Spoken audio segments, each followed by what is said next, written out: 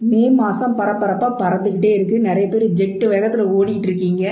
அங்கேயும் இங்கேயும் பல வேலைகள், பல ஸ்கூல்ஸு, அட்மிஷன்ஸ், ரிசல்ட்டு, அடுத்து எலெக்ஷன் ரிசல்ட்டு, அப்பா ரொம்ப பரபரப்பாக தான் போயிட்டுருக்கு. ஆனாலும் வாங்க ஒரு வசனம் பார்ப்போம். 1 யோவான் 3ஆம் அதிகாரம் 1வது வசனம்.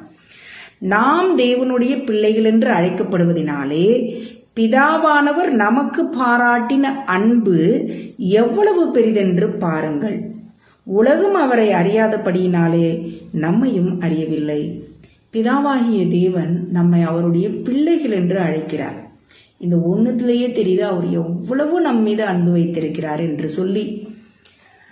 நமக்காக அவர் எதையும் செய்வாருங்க. அப்படிப்பட்ட தேவன் உங்களை ரொம்ப ரொம்ப ரொம்ப நேசிக்கிறவர். யார் நேசிப்பதை பார்க்கிலும், ஒரு தாய் நேசத்தை பார்க்கிலும், தந்தையினுடைய பாசத்தை பார்க்கிலும், நம்மை தோளில் தூக்கி சுமக்கிற ஒரு நல்ல தேவன், இவ்வளோ பெரிய அன்புள்ள தேவனாக அவர் இருக்கிறபடினால நம்ம எதுக்குமே கலங்க வேணாங்க.